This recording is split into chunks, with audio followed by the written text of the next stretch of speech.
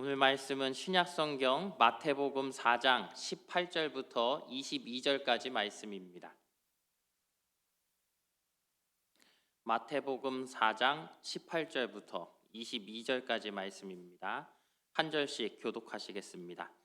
갈릴리 해변에 다니시다가 두 형제 곧 베드로라 하는 시몬과 그의 형제 안드레가 바다에 금을 던지는 것을 보시니 그들은 어부라. 말씀하시되 나를 따라오너라 내가 너희를 사람을 낚는 어부가 되게 하리라 하시니 그들이 곧 그물을 버려두고 예수를 따르니라. 거기서 더 가시다가 다른 두 형제 곧 세베대의 아들 야고보와 그의 형제 요한이 그의 아버지 세베대와 함께 배에서 그물 깁는 것을 보시고 부르시니 함께 있습니다. 그들이 곧 배와 배와 아버지를 아버지를 버려두고 버려두고 예수를 예수를 따르니라. 따르니라. 아멘. 우리 옆에 분들과 인사하겠습니다. 사랑합니다. 축복합니다. 예. 앞에 분 계시는데 굳이 옆에 안 보셔도 되고요. 같이 인사해 주시면 좋습니다. 예. 오늘 말씀의 제목은 사람을 낚는 어부입니다. 사람 낚는 어부. 여러분들이 잘 아시는 내용일 수 있습니다. 우리 지난 시간에는 갈릴리로 가신 예수님께서 자기 고향 이 나사렛을 떠나서 가버나움으로 가셨다라는 그 이야기를 같이 나누었습니다.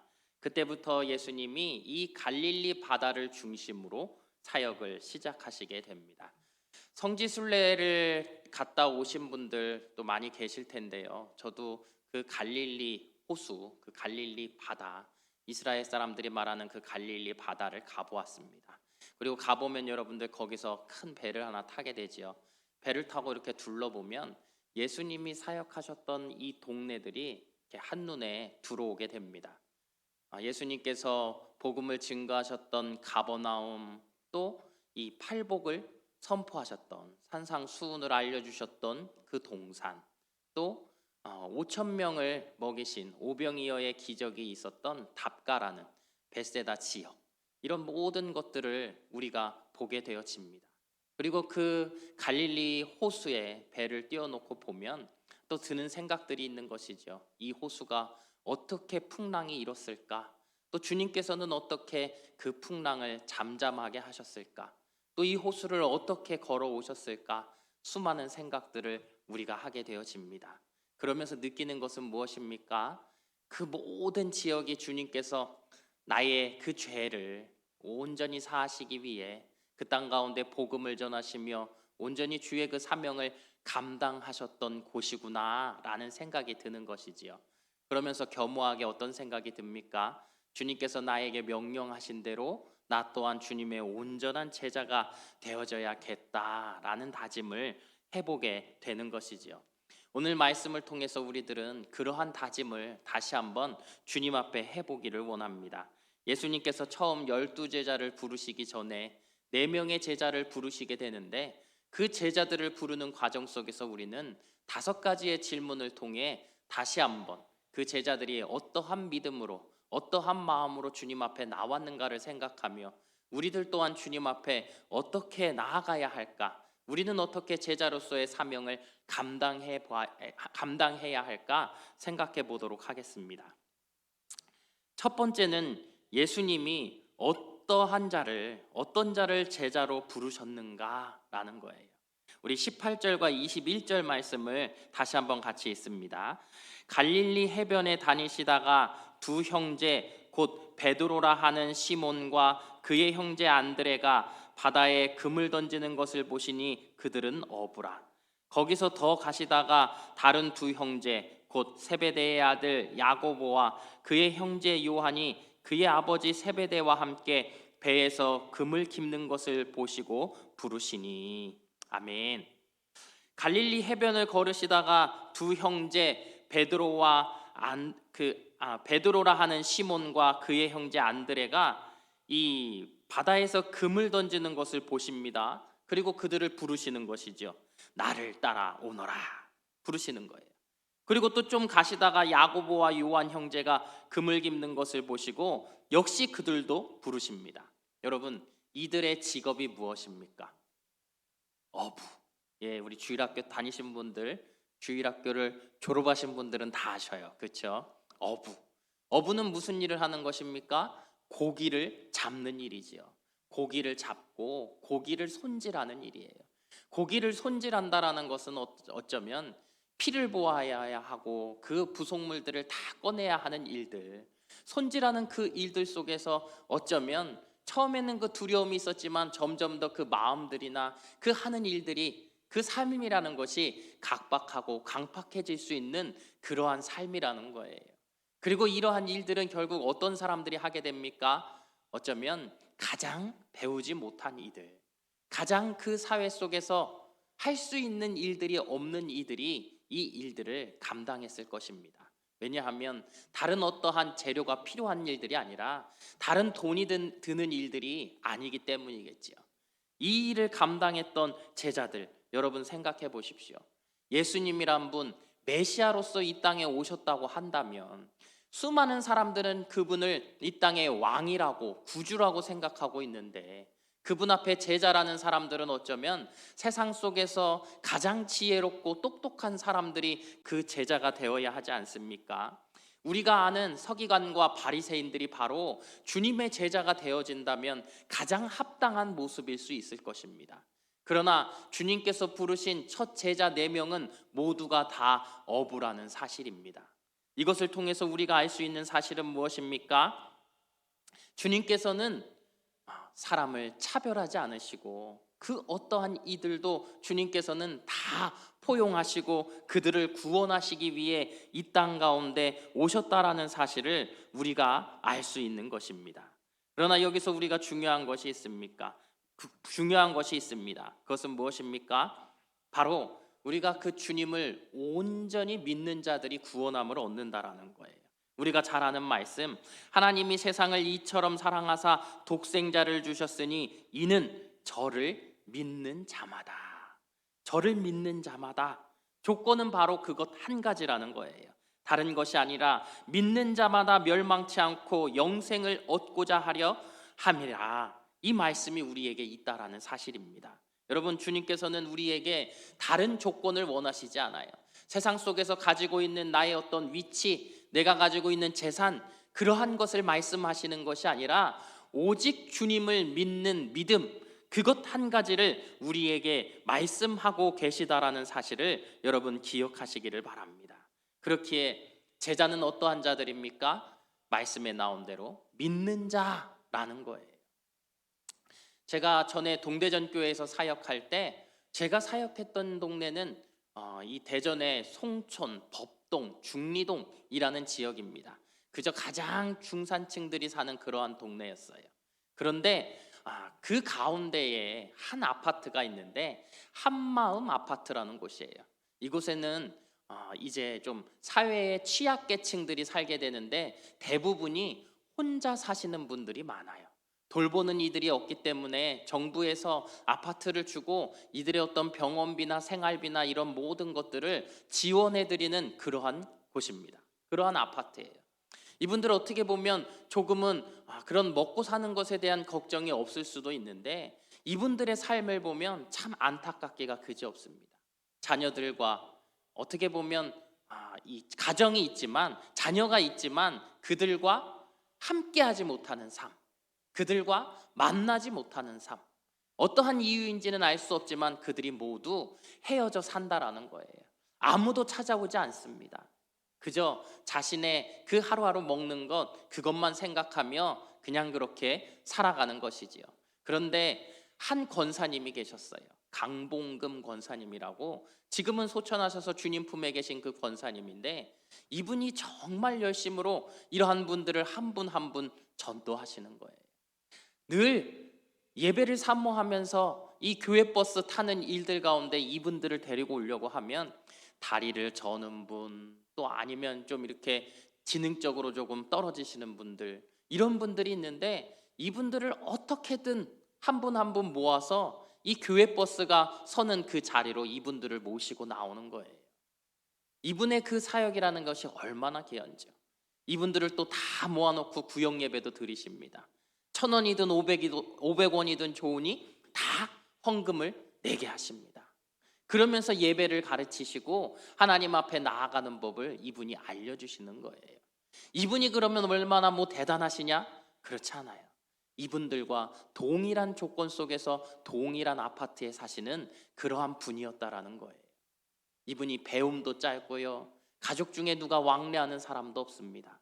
정말 힘든 가운데 살아가지만 이분의 믿음이라는 것은 변함이 없더라는 거예요. 돌아가시는 그날까지 그렇게 복음을 증거하는 삶, 제자의 삶을 그분이 사셨다라는 것이죠. 돌아가시는 그날까지 병원비나 이런 것들도 정부에서 지원해 줬지만 찾아갔더니 아무도 없는 거예요. 중환자실에 이분이 이제 호흡만 붙어 있었는데 아무도 돌보는 이가 없어요. 그러나 목사가 그 권사님을 찾아갔을 때 이 권사님의 얼굴이라는 것이, 그 표정이라는 것이 중환자실에 있지만 지금은 깨어날 수 없지만 얼마나 아름다운 모습으로, 얼마나 웃는 모습으로 계신지 정말 제가 너무도 감동한, 그리고 또 너무도 어쩌면 부끄러운 저의 모습을 볼 수 있는 그러한 시간이었습니다. 이렇게 여러분, 하나님께서는 우리의 어떤 빈부나 또 어떤 나의 삶의 격차, 이런 것 때문에 우리들을 부르시는 것이 아니라 오직 그 믿음 한 가지만을 보고 하나님께서는 우리들을 부르신다라는 사실입니다. 그러한 우리들을 하나님께서 사용하신다라는 사실입니다. 두 번째로, 제자들을 부르셨는데 왜 부르셨습니까? 19절 말씀을 함께 보겠습니다. 말씀하시되 나를 따라오라, 내가 너희를 사람을 낚는 어부가 되게 하리라 하시니. 아멘. 내가 너희를 사람을 낚는 어부가 되게 하겠다, 주님께서는 그렇게 말씀을 하시는 것입니다. 여러분, 사람을 낚는다는 것이 결국은 무엇입니까? 복음을 증거하는 것이고 사람을 구원하는 일들입니다. 이 일들을 위하여 주님께서는 그 제자들을 부르셨다라는 거예요. 우리들을 부르셨는데 그 한 생명을 구원하는 일들을 위해 우리를 부르셨다라는 거예요.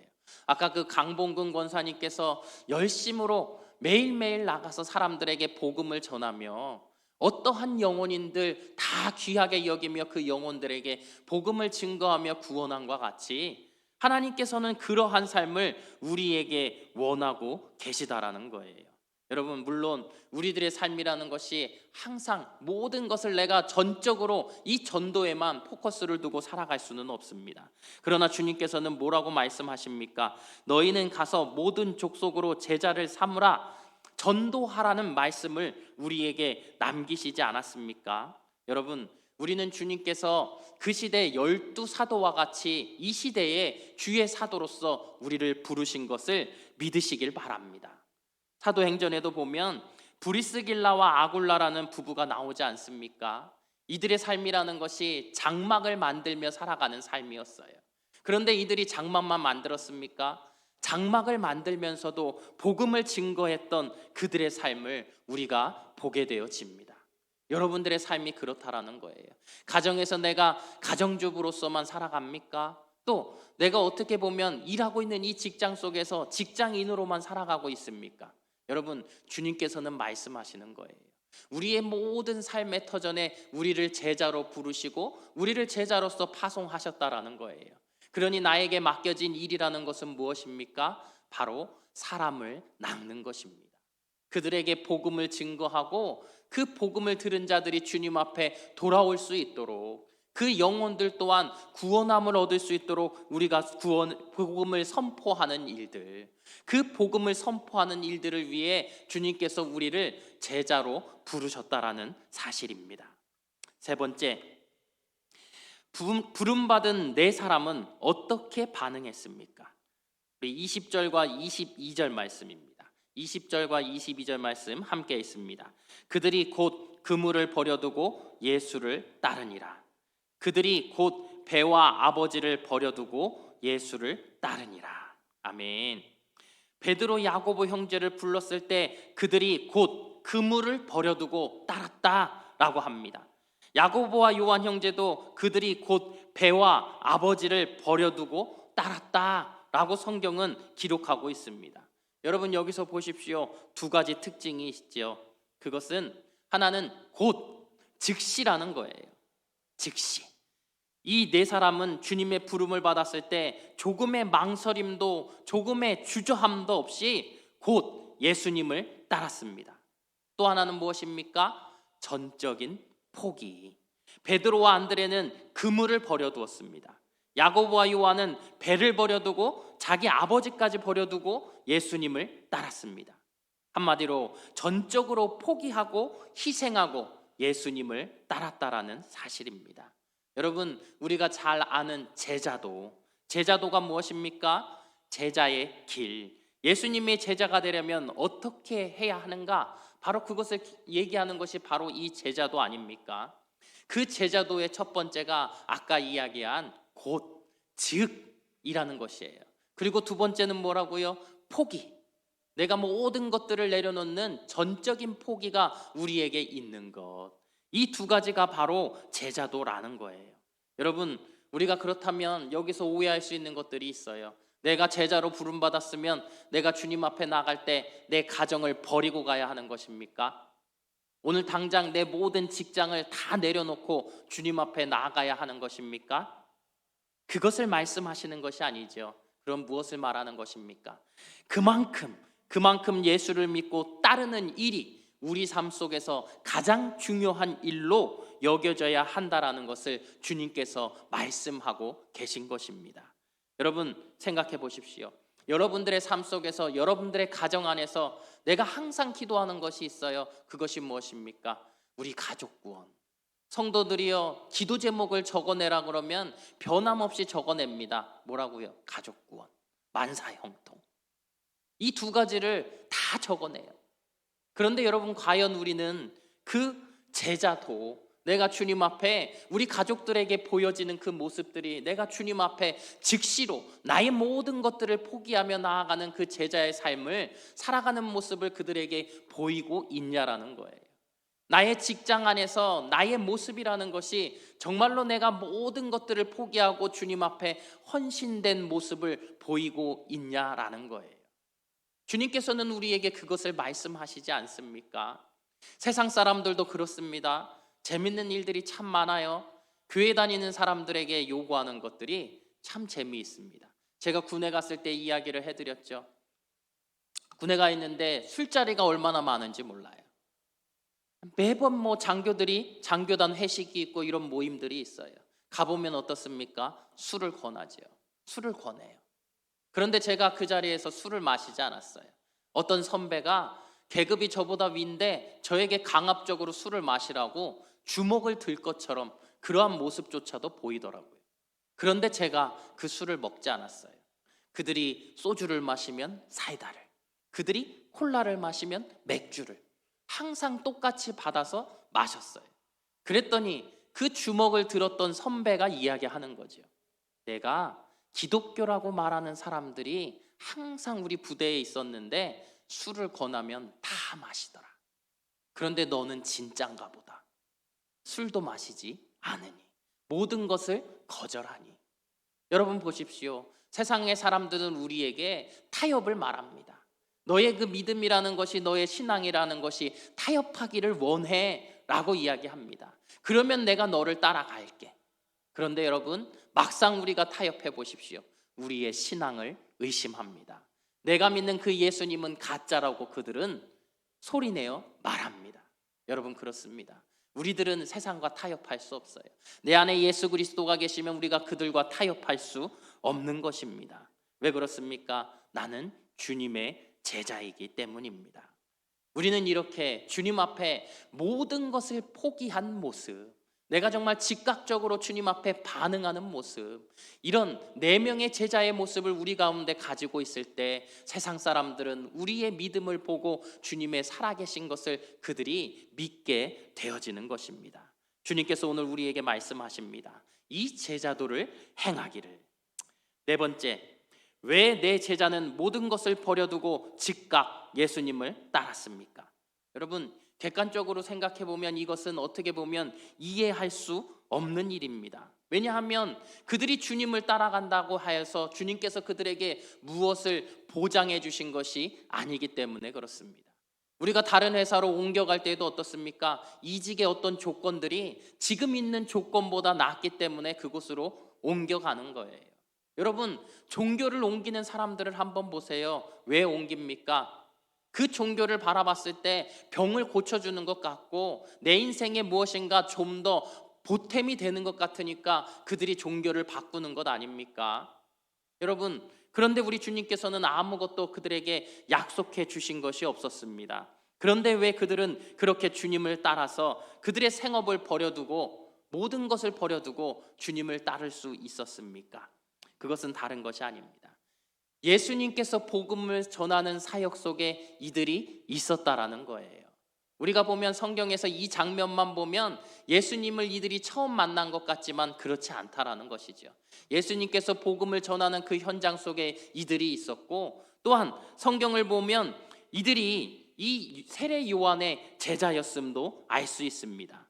이들이 메시아에 대한 이야기들을 들었습니다. 그리고 또 세례 요한이 이야기하는 것, 보라, 세상 죄를 지고 가는 하나님의 어린 양을 보라 하는 그 말씀을 그들이 들었습니다. 그것뿐입니까?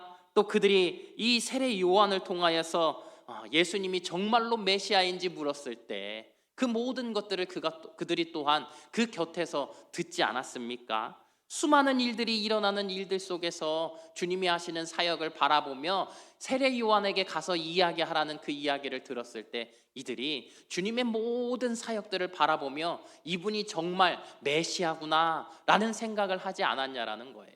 뿐만 아니라 세례 요한이 죽은 이후에는 그들이 어쩌면 예수님을, 세례 요한이 보낸 대로 예수님을 조금씩 따르기 시작했을 것입니다. 자신의 생업을 하면서도 때로 시간이 될 때마다 주의 말씀을 그들이 들었을 것이라는 사실입니다. 그런데 그들이 주님의 말씀을 들을수록, 주님께서 행하시는 모든 이적들을 볼수록 어떤 거예요? 주의 말씀을 들을 때 깨달음이 있는 것이죠. 마음의 동함이 있는 거예요. 감동이 있는 거예요. 그러한 감동이 그들을 온전히 움직이기 시작한 것입니다. 그럴 때에 주님께서 그들을 찾아오시고 주님께서 그들의 삶 속에 개입하셔서 말씀하시는 것이죠. 모든 것을 두고 나를 따라오라는 거예요. 주님께서 부르시는 것입니다. 그런데 그들이 그때에 주님의 그 부르심을 들으며 어떻게 되는 거예요? 과감한 결단이 생겨나는 것이지요. 모든 것을 포기할 수 있는 믿음이 생겨나는 것입니다. 여러분, 우리의 신앙이라는 것이, 우리의 믿음이라는 것이 그래야 합니다. 그저 맹목적으로 와서 믿어봐, 덮어놓고 믿어봐, 믿어만 보면 어떻게 될 거야, 이것이 아니라 내가 주의 말씀을 들으며 온전한 깨달음이, 은혜가 있어야 한다라는 거예요. 말씀 속에서 주시는 주님의 은혜, 말씀 속에서 만나는 예수 그리스도, 그분이 나와 온전한 교제함을 통하여 내가 그분을 전적으로 믿는 믿음이 내 안에서 생겨날 때 어떤 것입니까? 내 삶 속에서 일어난 일들 가운데도 주님께서 나에게 친히 개입하여 주실 것을 내가 믿는 것입니다. 뿐만 아니라 주님이 나에게 온전히 주실 그 구원의 은혜, 나에게 허락하실 그 주님 계신 천국, 이 모든 것이 믿어지기에 나는 이 세상 속의 어떤 삶도 포기하고 주님 앞에 나아갈 수 있는 믿음이 생겨나게 되어지는 것입니다. 그러니 여러분, 우리는 맹목적으로 주님을 믿는 것이 아니에요. 주님의 말씀을 온전히 내가 들음으로, 내가 주님의 그 말씀을 온전히 내 이성과 나의 모든 감성으로 판단하여 주님 앞에 나아갈 수 있는 믿음이 우리에게 있어져야 하는 것입니다. 물론 주님의 은혜가 있어야 해요. 깨달아질 수 있는 은혜, 또 부르심에 합당한 대로 내가 모든 것들을 받아들일 수 있는 데에는 주님의 역할이 우리에게 필요합니다.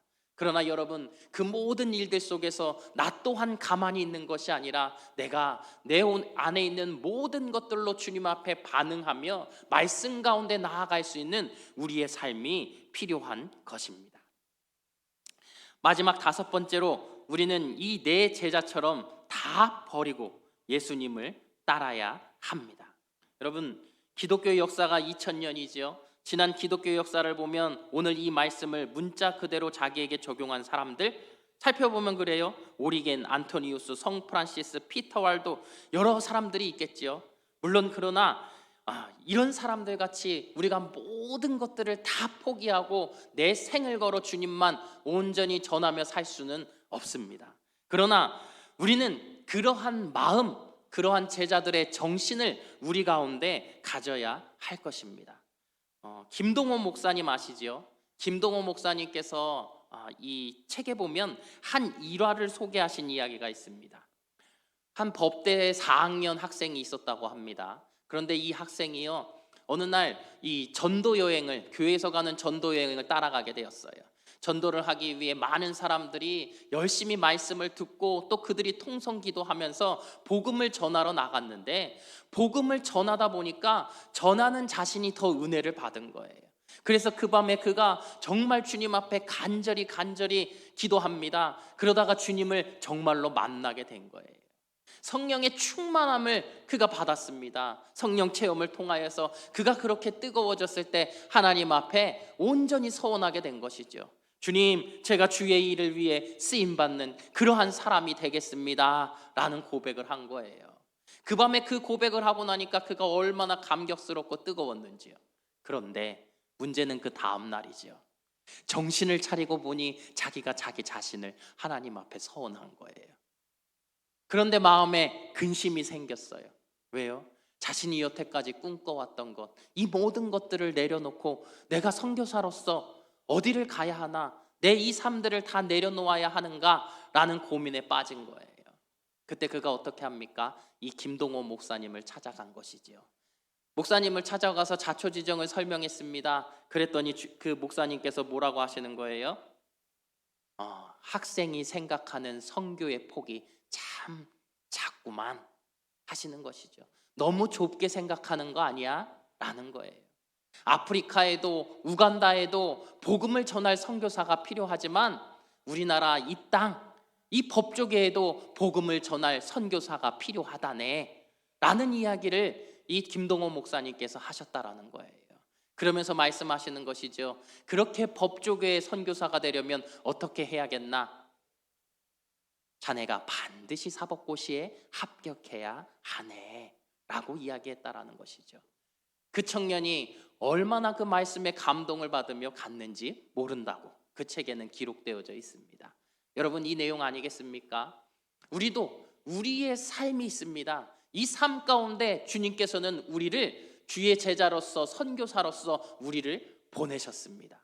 그렇다면 우리는 어떻게 살아가야 합니까? 주님의 제자들과 같이 즉시로 우리의 모든 것들을 포기하며 주님 앞에 나아갈 수 있는 삶이 우리 성도들의 삶이 되어져야 할 것입니다. 주님께서 우리에게 명령하시는 사람을 낚는 어부가 되라 하시는 그 말씀을 우리가 따르며 살아가야 할 것입니다. 그것은 다른 곳이 아닙니다. 내 가정이고 내 직장이고 내가 속해 있는 모든 우리 사회의 공동체일 것입니다. 이곳으로 여러분들은 부름받았습니다. 이곳으로 주님께서 우리들을 보내셨습니다. 그렇다고 한다면 우리가 정말로 오늘 그 4명의 제자를 부르시며 그들을 온전히 귀천 없이 부르시고 사용하신 주님의 은혜를 우리가 생각하며 우리들 아무것도 아닌 이들을 주님께서 부르신 대로 우리들 또한 쓰임받기를 간구할 수 있는 우리 성도님들 되시기를 주님의 이름으로 축복합니다. 또한 부르심에 합당한 대로 여러분들이 있는 모든 곳에서 주의 사명을 감당하시기를 주님의 이름으로 축복합니다. 기도하겠습니다. 거룩하신 하나님, 부족한 우리들에게 나를 따라오라고 주님 말씀하십니다. 나는 정말로 연약하고 보잘것없는 존재인데 주님께서는 이러한 나를 사랑하시사 목숨을 내어주시고 십자가의 보혈로 나를 구원하여 주셨습니다. 아버지 나의 하나님, 이제는 내가 그러한 주님의 사랑에 온전히 보답하는 마음으로 나 또한 부족하지만 연약하지만 주의 부르심에 합당한 대로 사람을 낚는 어부가 되게 하여 주시옵소서. 즉시로 나의 삶의 모든 것들을 주님 앞에 내려놓고 하나님, 우리가 그 명령에 순종하여 나아갈 수 있는 주의 백성들 될 수 있도록 축복하여 주시옵소서. 예수님 이름으로 기도합니다. 아멘.